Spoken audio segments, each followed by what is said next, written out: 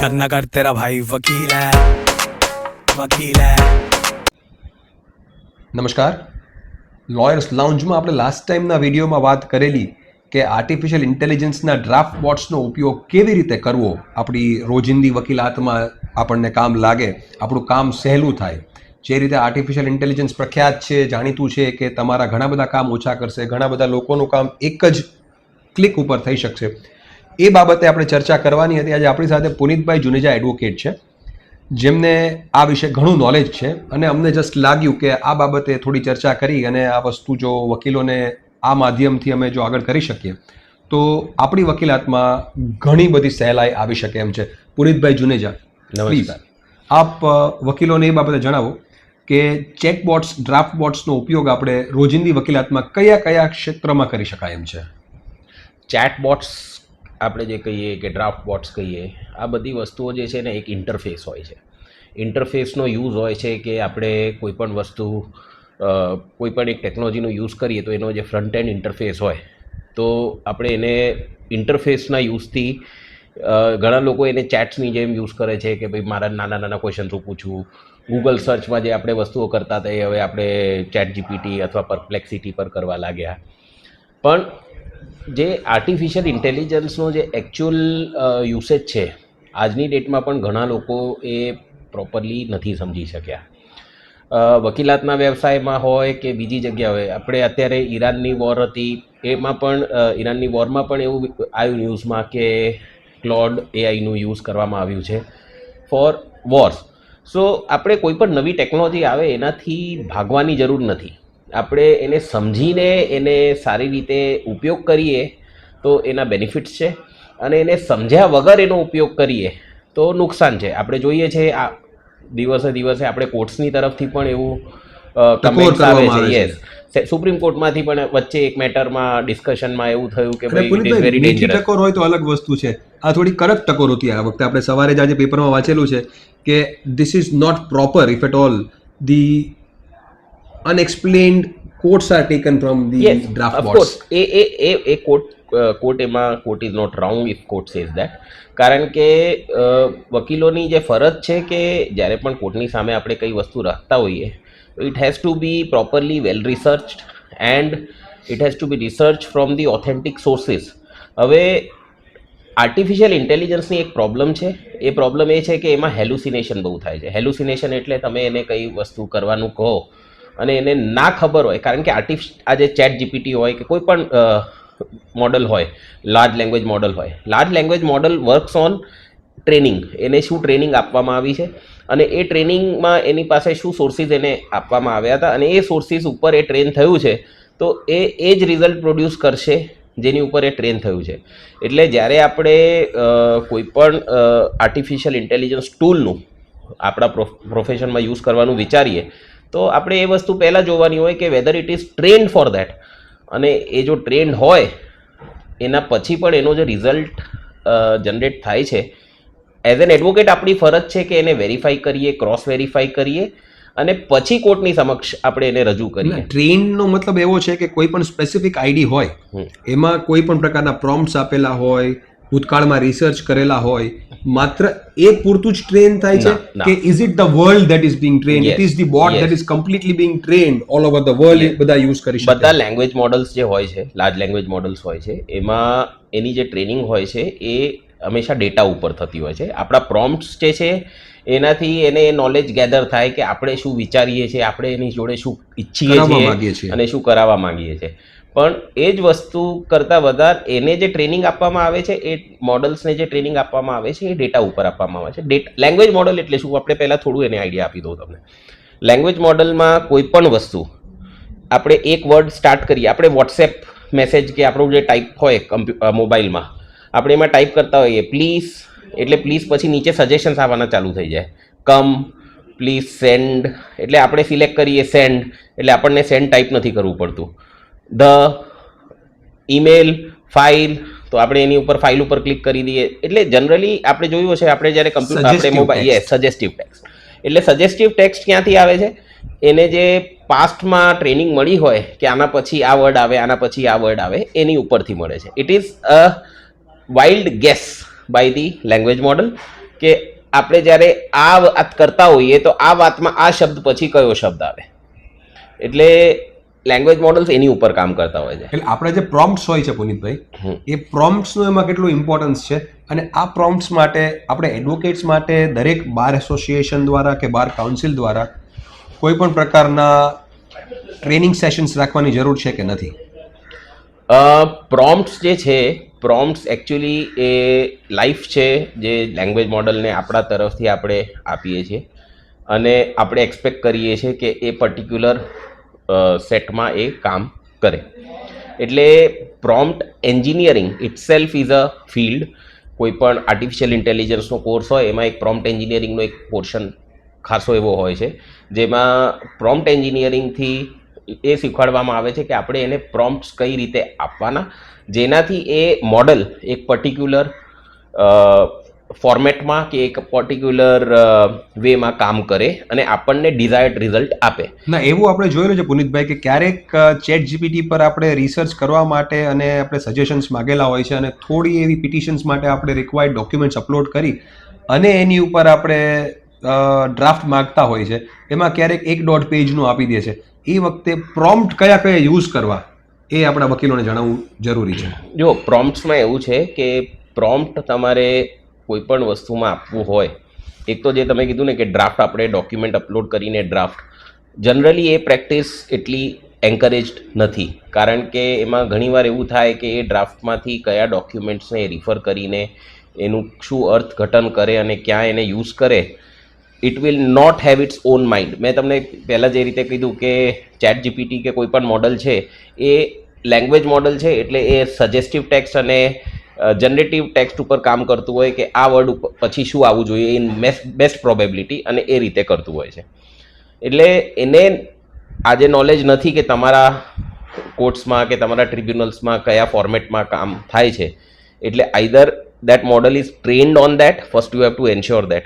અગર જો તમે એ રીતે કરવા માંગતા હો તો, but I do not encourage that, કારણ કે એ વસ્તુ તમારે કરવી હોય તો પહેલાં તમારે એ મોડલ ટ્રેન્ડ છે કે નથી એ એન્શ્યોર કરવું પડે, અને ફેક્ટ્સ તમારે જ ફીડ કરવાના છે, અને સજેસ્ટિવ તમારા જે ગ્રાઉન્ડ છે એ પણ તમારે જ ફીડ કરવાના છે. એટલે જો તમે બધું એના ઉપર છોડી દો એઝ અ મોડલ, તો there are 100% ચાન્સીસ કે તમારું જે ડિઝાયર્ડ રિઝલ્ટ હશે એ ખોટું જ હશે. એટલા માટે મેં તમને કીધું કે પ્રોમ્પ્ટ તમારે શું કરો છો, આપણે એક કમ્પ્યુટર્સમાં એક ટર્મ હોય છે GIGO, that is garbage in, garbage out. If you put garbage in, you will get the result in form of garbage only, and if you put a good information in, then you will get good information out.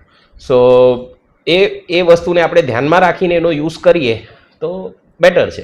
ના, તો એનો મતલબ એવો થયો કે આપણે જેવડો મોટો prompt લખીએ છીએ, આપણી રિક્વાયરમેન્ટ જેટલી મોટી રાખીએ છીએ, along with the documents that we want to get an output of, એટલે આપણે એમાં પ્રોમ્પ્ટ કેટલો લાંબો અને કેટલો વેલિડ પ્રોમ્પ્ટ નાખીએ છીએ, એક્ઝેક્ટ ડિઝાયર્ડ રિઝલ્ટ આપણે જોઈએ તો એ પ્રમાણે વેલ ડિઝાઇન્ડ પ્રોમ્પ્ટ, એટલે લાંબા કરતા ડિઝાઇન પ્રોમ્પ્ટ હોવો જરૂરી છે. અને સેકન્ડ પાર્ટ એ છે કે જ્યારે તમે જે કીધું કે 1.5 પાનાનું રિઝલ્ટ આવે છે, તો એ ત્યારે જ થાય જ્યારે તમે એની ઉપર આખું ડિસિશન મેકિંગ છોડી દીધું. પણ તમારે decision making as a user હંમેશા તમારા હાથમાં જ રાખવાનું છે.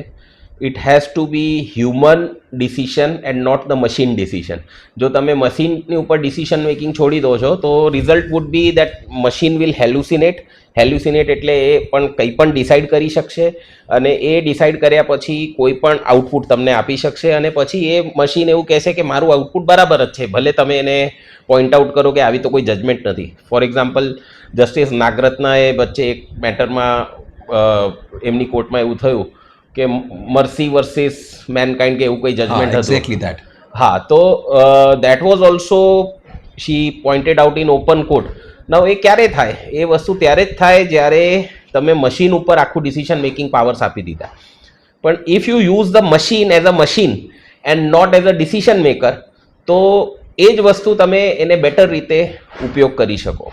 બીજું આપણે જોતા હોઈએ છીએ કે જે આઉટપુટ્સ હોય છે એમાં ખાસા લાંબા phrases એવા હોય છે. We will find lots of adjective that in a fast paced world this should be the problem, આમ છે તેમ છે. એટલે such kind of language we do not expect the courts to appreciate that. So again that is because કે તમે machine ઉપર આખું કામ છોડી દીધું.